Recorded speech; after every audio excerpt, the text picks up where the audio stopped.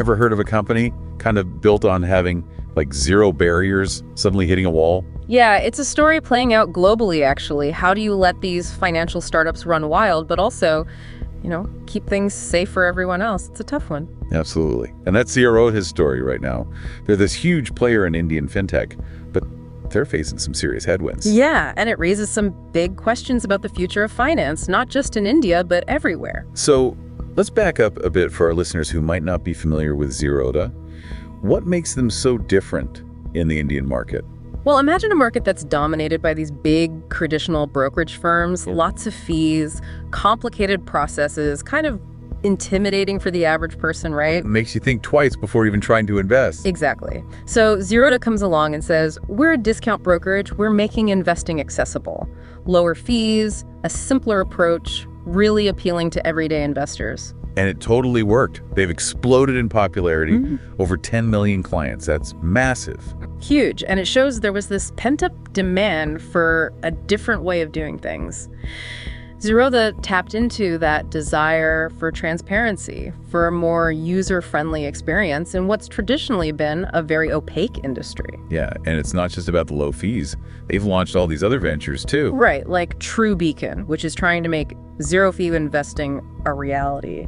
And then there's Rainmatter, their venture capital arm, investing in other fintech startups. So they're not just playing the game, they're trying to change the rules. It's ambitious, right? But there's a problem, like we said, a pretty big one. Right, this barrier that they can't seem to break through. It's regulations, or maybe more accurately, the fear of unpredictable regulations. That's the real hurdle. Exactly. And Nikhil Kamath, one of the co-founders, has been very vocal about this. He's basically saying that over-regulation is stifling innovation. Yeah, it's like trying to build a house while the building inspector keeps changing their mind about the rules. You end up not being able to build anything at all. And the biggest example of this is their struggle to get a banking license. They've been trying for years, and it's crucial for them because it would allow them to offer a much wider range of financial services directly to their customers. They could really become a one-stop shop for all things finance. Precisely, but without that license, they're stuck in this weird limbo, can't grow the way they want, can't fully realize their vision. And what makes this even more interesting is Nikhil Kamath himself. He co-founded Zerodha with his brother, Nitin, and he's not just some, greedy CEO. He actually seems to be really passionate about using finance to make a positive impact. Yeah, she signed the Giving Pledge, which means he's promised to give away most of his wealth to philanthropic causes.